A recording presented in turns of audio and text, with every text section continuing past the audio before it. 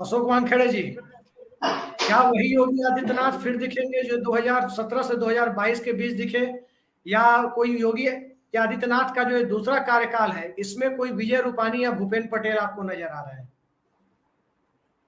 आप म्यूट हैं। नहीं, अपने अपनी राय भिन्न हो सकती है, लेकिन 2022 के चुनाव भी योगी आदित्यनाथ समझ गए थे कि यदि ये केंद्रीय नेतृत्व पूरी ताकत नहीं झोंकता तो अपने बलबूते पे वो सरकार में वापस नहीं आते।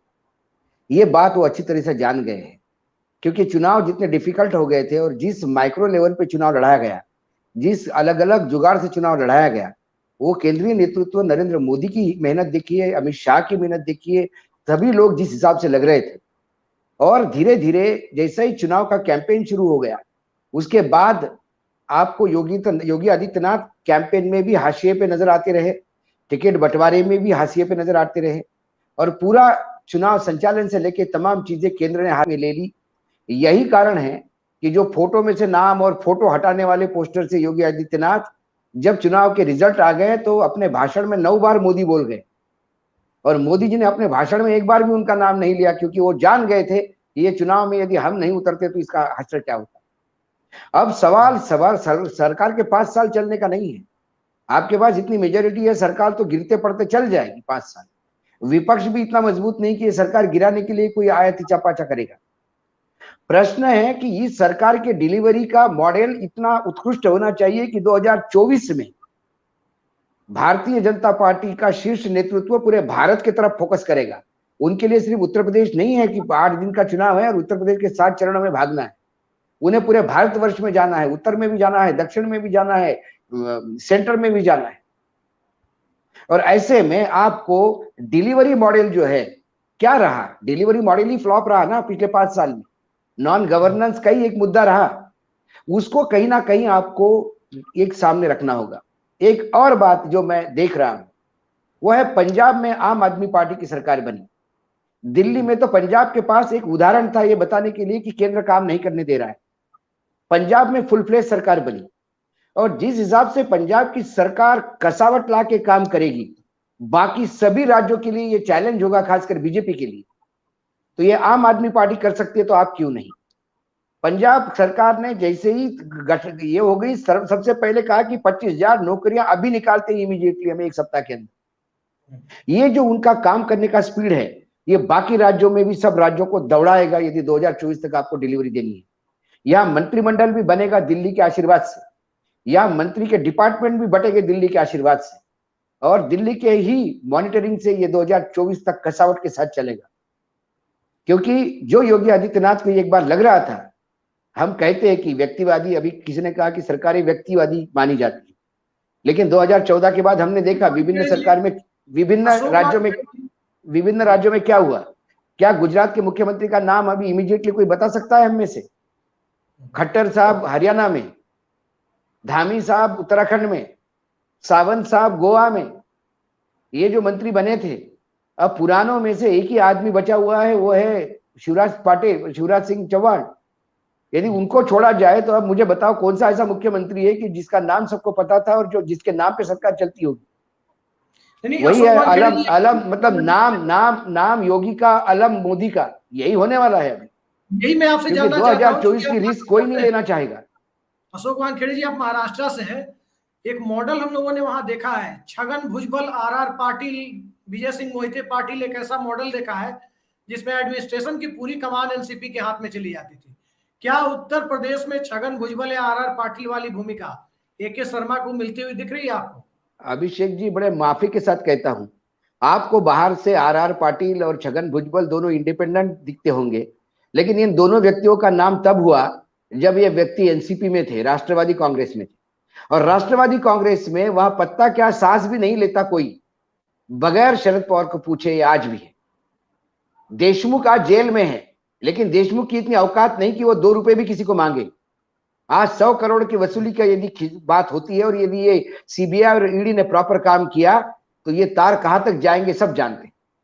तो वहां पे एक छत्र राज था, वो लोग भाषण अच्छा देते थे, वो लोग बोलते अच्छा थे, यही उनकी एक खासियत थी। वो लोग व्यक्तिगत रूप से उगाई नहीं करते थे। आर पाटिल की बात थी कि आर पाटिल ने किसी ने कहा कि ये एक पुलिस हवलदार अपने घर के पास ट्रांसफर चाहता है, और उनको लगा कि जीनियन केस है तो वो कर देते थे, वो उसमें नहीं बोलते थे कि इसमें क्या मिलेगा मुझे बाकी जगह पे। लेकिन जो बड़े पोस्टिंग और जो पुलिस डिपार्टमेंट में, होम मिनिस्ट्री में बड़े काम जो है, वो सारे के सारे बगैर बारामती के होते नहीं थे। यहाँ पे भी यही होगा। यहाँ जो ब्यूरोक्रेट्स, तीन जो दो रिटायर्ड और एक ने वीआरएस लेके जो ब्यूरोक्रेसी में जो ब्यूरोक्रेट चुनाव लड़े हैं, और एक को खास भेजा गया है,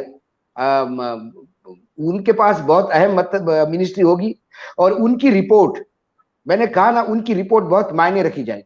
आप उत्तराखंड की सरकार लीजिए, आप गुजरात की सरकार लीजिए, महाराष्ट्र की सरकार भी फडणवीस के समय में जानता हूं, ऐसे कई बड़े निर्णय जो है वो दिल्ली से होते थे। वो इतनी स्थिति उनकी भी नहीं थी कि वो एक सिंपली एक निर्णय लेके अपने अपने अपने स्ट्रोक से काम कर ले। बहुत सारे निर्णय दिल्ली से ही एंडोर्स करके या पूछा जाता था कि सर ये करे क्या, क्योंकि उनको पता था कि दिल्ली ने यदि नजर हटी तो दुर्घटना घटी। और एक काम में फडणवीस चूक गए कहीं, मतलब उन्होंने भगवान को खुश रखा, नंदी बैल को नहीं नमस्ते किया, तो हाथ में आती हुई सत्ता गंवानी पड़ी, और आज वो विपक्ष के उम्मीदवार हैं। यदि एक फाइल जो क्लियर करनी थी वो क्लियर हो जाती तो शायद आज वो मुख्यमंत्री होते। शिवसेना तो उप मुख्यमंत्री पद पे भी और एक दो अच्छे मंत्रालय पे भी मान गई थी। लेकिन ये राजनीति है, तो वो कोई भी कसावट, जब इंदिरा गांधी की हम बात करते तो इंदिरा गांधी जब मुख्यमंत्री थी तो क्या हालत थी। अब राजेश जी को तो उस बात का तो मेरे से ज्यादा वो गवाह है कि अर्जुन सिंह एयरपोर्ट पे विदाई करने आए, और वहां एयरपोर्ट पे उनको समझ में आ गया कि उनको एक पत्रकार के प्रश्न के उत्तर में समझ में आ गया कि वो मुख्यमंत्री नहीं रहे। इससे ज्यादा क्या हास्यास्पद हो जाता है। राजीव गांधी ने कहा कि who is governor in Punjab, उन्होंने कहा कि lieutenant governor Arjun Singh ji is going as a governor. Arjun Singh ji को पता ही नहीं था कि वो मुख्यमंत्री और गवर्नर अपॉइंट किए गए। तो ये सरकारें, ये लोगों ने एक सिंगल हैंडेडली सरकार चलाई क्योंकि वो ताकत उनके पास। आज केंद्र में कांग्रेस बिल्कुल हताशे पे, कांग्रेस का केंद्रीय नेतृत्व इतना वीक हो गया है कि सारे क्षेत्र अब सर निकालने लगे हैं। अब बीजेपी में वो स्थिति नहीं है। बीजेपी में जो पुराने लोग हैं मध्य प्रदेश में, वो भी सरेंडर है।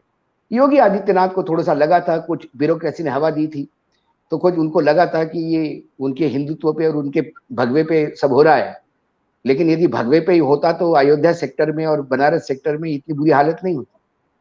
तो ये भी वो जान गए हैं कि ये जो केंद्रीय नेतृत्व का जुगाड़ है यही हमको सत्ता में ले आया।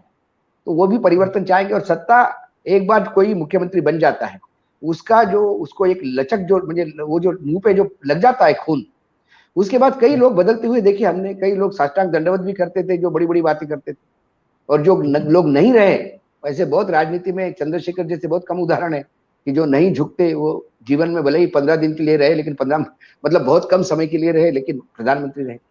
तो ये सरकार दिल्ली से चलेगी, सरकार दिल्ली से डिसाइड होगी, नाम योगी का होगा, आलम जो है अमल जो है वो मोदी जी का। नहीं, आपने ये कहा कि नरेंद्र मोदी किसी की नहीं सुनते थे, तो नरेंद्र मोदी गोधरा कांड के बाद लगातार वहां सत्ता में आए। और मैं आपको बता दूं, नरेंद्र मोदी के यहाँ चुनाव में कौन जाएगा केंद्र से प्रचार के लिए, ये नरेंद्र मोदी तय करते थे।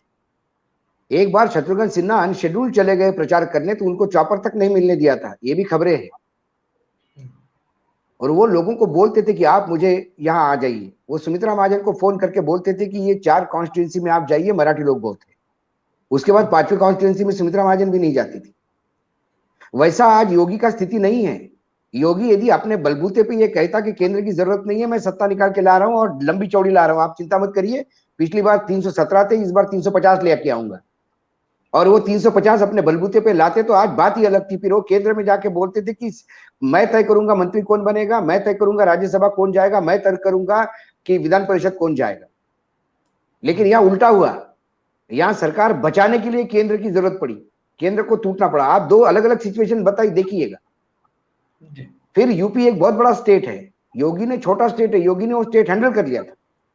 वहां जो पॉलिटिकल पार्टी थी, वहां कांग्रेस सामने थी, कांग्रेस को अपने गोद में बिठा लिया था मोदी जी ने। अहमद पटेल जब थे तो वो वर्चुअली बीजेपी की बी टीम करके काम करते थे, तो वहां विपक्ष कोई था ही नहीं दूसरा। यहां आपने बीएसपी को साथ में ले लिया सब, मतलब वो भी केंद्र ने लिया। आज मुझे बताइए, पूरे यूपी के राजनीति में किस विपक्ष को दल को अपने गोद में बिठा के बैठे हैं योगी जी? योगी जी अपने विधायकों से बात नहीं करते थे। योगी जी के खिलाफ विधायक 150 विधायक अपने पार्टी के खड़े हो गए, तो योगी कहां से बड़े नेता हो गए? मात्र संघ ने सर के हाथ उठाया, भगवा पहन लिया और मुख्यमंत्री बनने से योगी थोड़ी बड़े नेता होते। नेता को बड़ा बनने के लिए फिर सबको लेके चलना पड़ता। फिर वो आज मोदी क्यों नेता बड़े बने? मोदी क्यों लगातार पिछले बार 277 उसके बाद 300 सीटें लेके आते हैं इतने एंटी इनकम्बेंसी के बाद? उसमें कुछ तो क्वालिटी होगी। और क्या क्वालिटी होगी? और क्वालिटी यही है उनमें कि वो जानते हैं कि चुनाव कैसे लड़े जाते हैं। वो कब किसी के कंधे पे हाथ रखेंगे, कब किसी के यहाँ चले जाएंगे, कब किसी को अपना बोलेंगे, ये कब हुआ? ये योगी के कौन से 5 साल में कैरेक्टर में आपने देखा? मात्र मीडिया को पैसा दे के आप विज्ञापन तो छपवा सकते हो, आप जनमत नहीं साथ में ले जा सकते।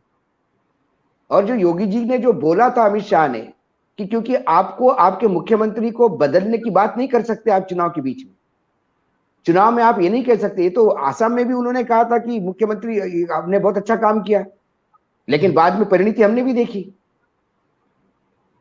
कि आसाम के मुख्यमंत्री को यहां लाया गया। तो सवाल ये है कि वो तो कोई भी राज्य हो, कितना भी बुरा काम हो, या तो पहले बदल दो। अभी जो गुजरात में चुनाव होंगे, तो गुजरात में जो ये पटेल साहब जो अभी मुख्यमंत्री बने, उनका कार्यकाल कितना होगा? 1 साल का। लेकिन यही बोला जाएगा कि इस मुख्यमंत्री ने इतना बढ़िया काम किया, बोला तो यही जाएगा ना।